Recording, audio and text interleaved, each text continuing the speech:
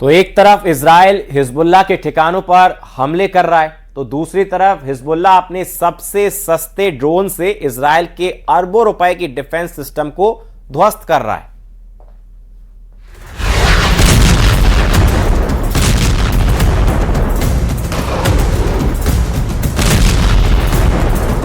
Israeli defence force को tension देने वाला वीडियो, हजारों रुपए का ड्रोन, अरबों का डिफेंस सिस्टम तबाह।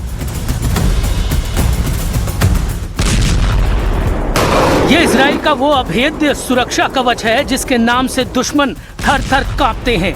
ये वही आयरन डोम है जो आसमान में ही मिसाइलों को राख बना देने का दम भरता है, लेकिन हिजबुल्लाह के एक FPV ड्रोन ने इसे मलबे के ढेर में तब्दील कर दिया। यानी चंद हजार रुपयों के एक लो कॉस्ट ड्रोन ने इजराइल के अरबों के डिफेंस सिस्टम को मिट्टी में मिला दिया। लेबनान की सरहद से उड़े हिजबुल्लाह के कामिकाजे ड्रोन ने वो कर दिखाया जिसकी कल्पना शायद इजराइल ने सपने में भी नहीं की होगी। सामने आए वीडियो में हिजबुल्लाह लड़ाकों की रणनीति देखिए। आयरन डोम को तबाह करने के लिए कोई भारी भरकम मिसाइल का इस्तेमाल नहीं किया, बल्कि इसके लिए सुसाइड ड्रोन का हमला किया। ये ड्रोन रडार की नजरों से बचते हुए सीधे आयरन डोम के लॉन्चर से जा टकराया। धमाका इतना जबरदस्त था कि अरबों रुपए की बैटरी धू धू कर जल उठी। लेकिन खेल अभी खत्म नहीं हुआ था, असली तबाही तो अभी बाकी थी। जैसे ही आयरन डोम का सिस्टम ठप हुआ और वहां मौजूद इजरायली सैनिक अपनी जान बचाने के लिए कवर की ओर भागे, तभी आसमान से मौत की दूसरी लहर आई। हिजबुल्लाह लड़ाकों ने दूसरे ड्रोन से भागते हुए इजरायली सैनिकों और टेक्निकल टीम को भी निशाना बना दिया। यानी सिर्फ आयरन डोम को ही नहीं बल्कि उसकी टेक्निकल टीम को भी इस हमले का निशाना बनाया गया।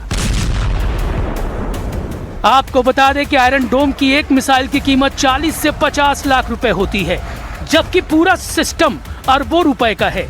वहीं दूसरी तरफ हिजबुल्लाह का ये ड्रोन महज कुछ हजार रुपए में तैयार हो जाता है। यही नहीं, इजराइल का रडार सिस्टम इन छोटे और कम ऊंचाई पर उड़ने वाले ड्रोन को पकड़ने में पूरी तरह से नाकाम भी साबित हुआ है। यानी पश्चिम एशिया में हिजबुल्लाह के खिलाफ इजराइल की जंग उतनी आसान नहीं है जितनी होनी चाहिए, क्योंकि इस वार ने साबित कर दिया कि अब सस्ती और सटीक तकनीक के आगे आयरन डोम भी नाकाफी साबित हो रहा है।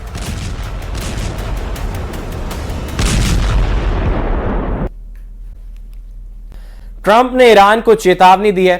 ट्रंप ने कह दिया है कि अमेरिका ईरान को संवर्धित यूरेनियम तक नहीं पहुंचने देगा और परमाणु ठिकानों के पास जाने वाले किसी भी व्यक्ति पर हमला किया जाएगा।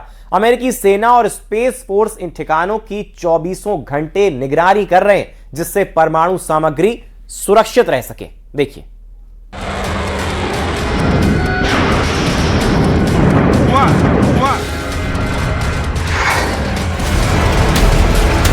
सोशल मीडिया पर की गई ट्रंप की इस पोस्ट ने तहलका मचा दिया, क्योंकि ये पोस्ट करके ट्रंप ने एक तरह से ईरान पर बड़े हमले का इशारा कर दिया। क्योंकि ट्रंप ने अपनी पोस्ट में खुलकर लिख दिया कि उन्हें सीज फायर के लिए रखी गई ईरान की शर्तें पसंद नहीं आई। ईरान के सरकारी मीडिया के मुताबिक ईरान ने पाकिस्तान के जरिए अमेरिका को अपना नया प्रस्ताव भेजा। रिपोर्ट के मुताबिक प्रस्ताव में युद्ध खत्म करने, फारस की खाड़ी और होर्मुज स्ट्रेट में समुद्री सुरक्षा सुनिश्चित करने, प्रतिबंध हटाने और परमाणु कार्यक्रम पर बातचीत की बात कही गई थी।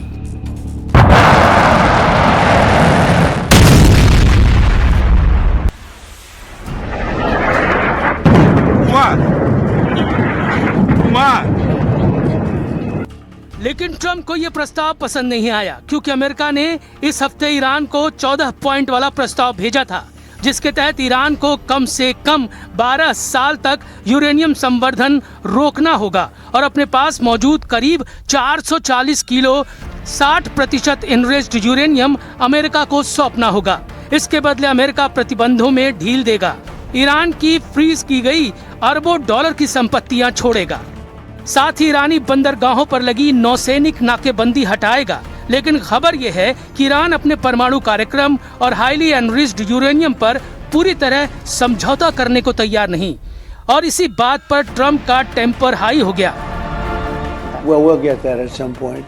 whatever we want. We have it surveilled. I did a thing called Space Force, and they are watching that if somebody walked in, they can tell you his name, his address, the number of his badge. यानी माहौल full tension वाला है। हालांकि America और Iran दोनों में किसी ने भी सीज फायर खत्म करने का औपचारिक ऐलान नहीं किया, लेकिन जिस तरह से बयान आ रहे हैं उससे तो ऐसा ही लग रहा है कि अमेरिका, इजराइल और ईरान के बीच सीज फायर ज्यादा दिन नहीं टिकेगी।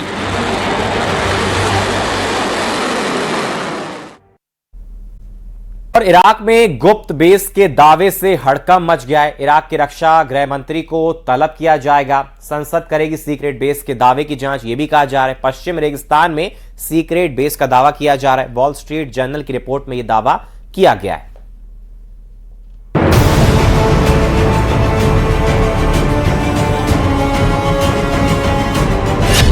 इराक में नेतन्याहू का सीक्रेट अड्डा, रेगिस्तान में सीक्रेट बेस बेनकाब, इराक में इजराइल का सीक्रेट मिशन। यह है इराक की जमीन, लेकिन इस जमीन के रेगिस्तान पर सीक्रेट बेस का पता चलने का दावा किया गया है, जिसे बनाया इजराइल ने। खबरों के मुताबिक वॉल स्ट्रीट जर्नल की एक चौंकाने वाली रिपोर्ट ने खुलासा किया है कि ईरान के खिलाफ चल रहे युद्ध के दौरान इजराइल ने ऐसा कारनामा कर डाला जिसकी खबर इराक को भी नहीं है। रिपोर्ट में दावा किया गया है कि इजराइल ने इराक के रेगिस्तान में एक गुप्त सैन्य अड्डा बना दिया। यह अड्डा इतना सीक्रेट था कि इराकी सरकार और सेना को भी इसकी भनक तक नहीं लगी। फरवरी महीने में ईरान पर हमले के ठीक पहले इजराइल डिफेंस फोर्स ने इराक के पश्चिमी रेगिस्तान के एक दूर दराज इलाके में यह बेस तैयार किया। इस सीक्रेट अड्डे पर इजरायली एयरफोर्स की टुकड़ियों की भी तैनाती की गई। इस बेस में इजरायली स्पेशल फोर्स तैनात थी। इजरायली एयरफोर्स का लॉजिस्टिक सपोर्ट यहीं से मिलता और सबसे अहम सर्च एंड रेस्क्यू टीम। मतलब अगर कोई इजरायली लड़ाकू विमान ईरान पर हमले के दौरान मार गिराया जाता तो पायलट को यहीं से बचाया जाता।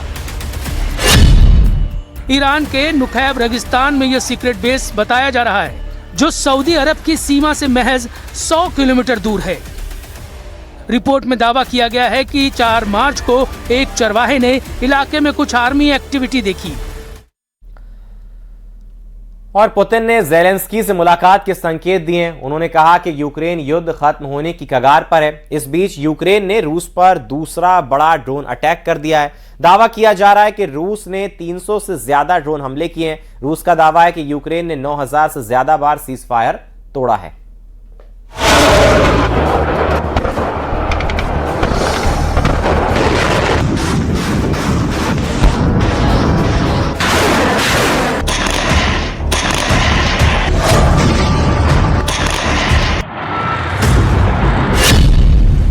फायर था, लेकिन आसमान में मौत बरस रही थी।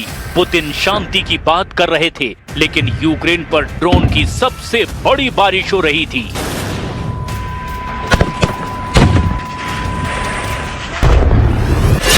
ट्रंप के अंदाज में डील, नेतन्याहू के अंदाज में हमला। क्या पुतिन अब सिर्फ युद्ध नहीं, हाइब्रिड वॉर लड़ रहे हैं? क्या ज़ेलेंस्की को मनोवैज्ञानिक दबाव मिलाकर सरेंडर करवाने का गेम शुरू हो चुका है? क्या कीव अब अगला गाजा बनने जा रहा है?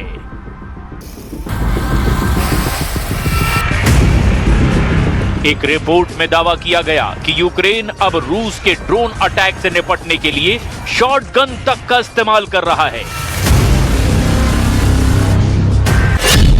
पुतिन ने कहा सीज फायर, ज़ेलेंस्की ने कहा धोखा, और दुनिया ने देखा सीज फायर के बीच यूक्रेन पर सबसे बड़ा ड्रोन हमला।